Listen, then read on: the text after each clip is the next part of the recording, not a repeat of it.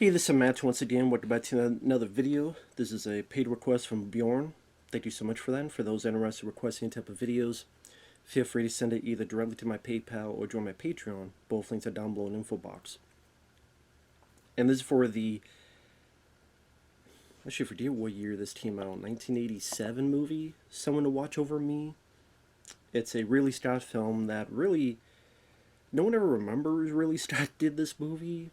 It's kind of one of the more forgotten ones. I had never seen it before, but after watching it, I could see why. I don't think I don't think it's an awful movie. I don't think it's a terrible movie. It just comes off as a rather flat movie compared to a lot of Ridley's earlier work. Alien, Blade Runner, Black Rain, among other films. Now you have Tom Berenger, which is after he had done Platoon. You have Mimi Rogers. You have Lorraine Bracco. I mean, is that who I think it is? I mean, yeah, she's the psychiatrist in The Sopranos. And she's one of the better parts of the movie. The main villain, I forget his name, but he was the guy who was the one-armed man in Harrison Ford's film The Fugitive. And it's that story you've seen many times. A cop is there to protect someone, but then falls in love with her even though he's married. And so then he has to deal with either is he going to stay by his wife and kid or he's going to fall for this wealthy lady. You have a couple little thrill scenes sprinkled out throughout, but it's more about this love affair. And like I said, compared to other Ridley Scott films, it comes off as a bit flat. Mimi Rogers is okay. I don't mind Tom Berenger in the film. Let's say Lorraine Bracco steals the movie as the wife because she has a bit of that spirit, that fire, a bit of that oomph with her dialogue scenes with Tom Berenger. But I don't know, the whole love affair plot just comes off as just very, at the very best, middle of the road. And like the lighting is slick enough. The shots are fine enough. But really the only scene that really pops in my mind is there's a bit where he wanders the streets, he goes back, he gets into bed with Mimi Rogers. At that time, the bad guy hired like a hitman to go in and get her.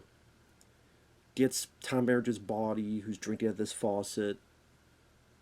Tom notices something's up, gets his gun, and then the way the whole scene is done with mirrors, and you don't quite know where Tom is, and you don't quite know where the hitman is. Someone gets shot, thrown through glass. That's the most heavily stylized the film gets.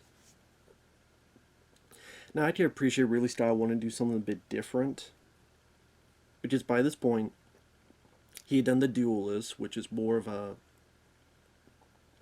I don't want to say a chase movie, but it was a period piece where these two kept wanting to duel, different types of duels throughout the years.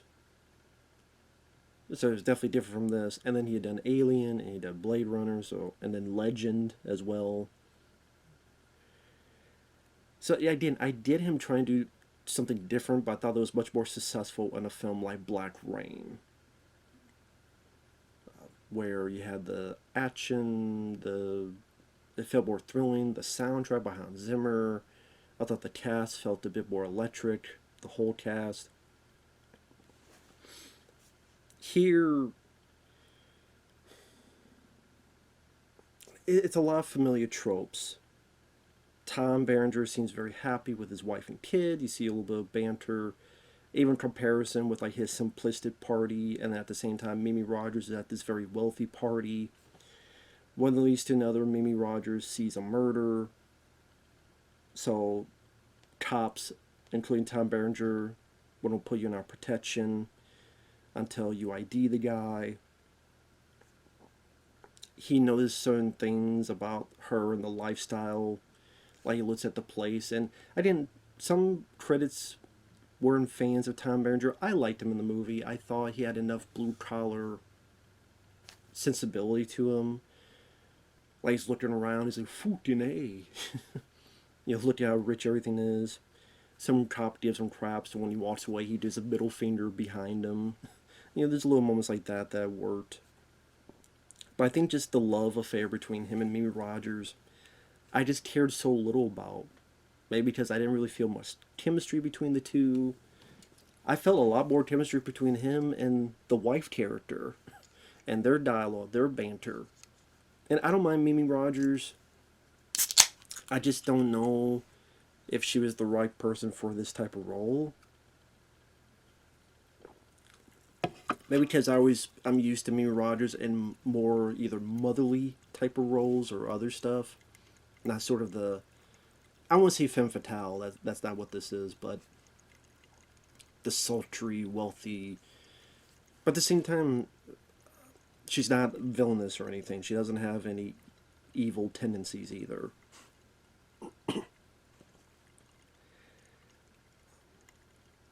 And it's just more of their love affair, to the point that you almost forget about the killer trying to get her subplot.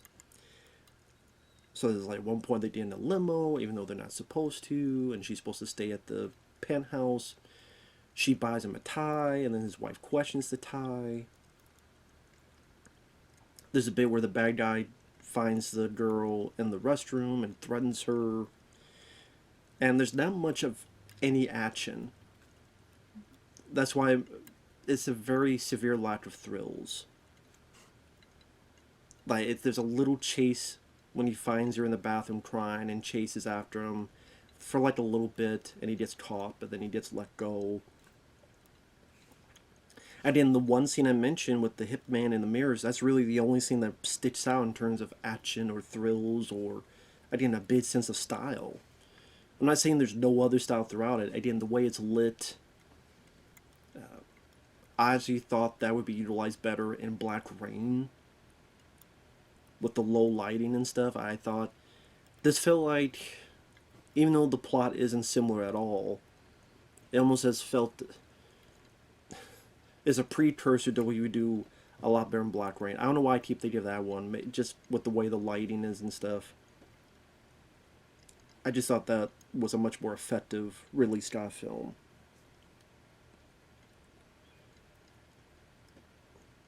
And you see him and his wife kind of separating because he starts questioning his wife. Hey, how come do you have to say the word fuck all the time? She's like, well, you never were bothered by it before.